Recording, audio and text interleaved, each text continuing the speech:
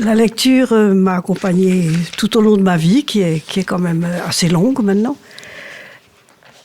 Dans la famille, nous étions une fratrie de 6 enfants.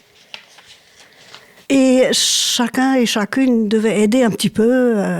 Elle avait un petit peu quelque chose à faire dans le ménage. Et quand on avait fini de faire ça, on avait le droit de lire. Alors vous voyez déjà ça, pour un enfant, c'était une récompense de pouvoir lire. Et ça vous reste toute la vie. Hein. Quand j'avais 9 ans, la guerre a éclaté. Alors là, c'était un peu terrible parce que le français était complètement proscrit. Parce que l'Alsace était considérée non pas comme occupée, mais comme annexée, ce qui changeait tout, évidemment. Et il y a eu des autodafés de livres français. Alors il fallait que les gens apportent leurs livres français, de préférence tout ce qu'ils avaient. Alors évidemment, mon père, qui était enseignant, était très embêté. On avait quand même une belle bibliothèque et il n'avait pas du tout envie de donner. Alors il a fallu qu'il en donne, bien sûr, et il a fait un choix.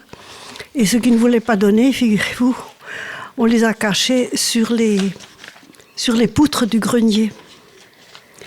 Parce que si jamais il y avait une perquisition, et s'ils avaient trouvé des livres qu'on n'aurait pas donnés, c'était grave.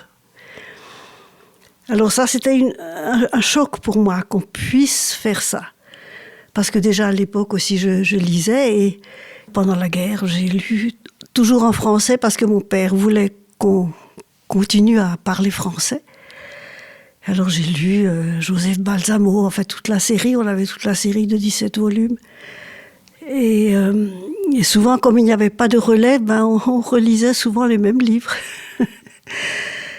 et ensuite, alors après la guerre, là, c'était une découverte merveilleuse d'abord de retrouver le français, aussi en classe, vous savez, c'était quelque chose, mon Dieu, si les jeunes pouvaient se rendre compte à quel point c'était pour nous un éblouissement de retrouver, de trouver toute la richesse du français, tout simplement.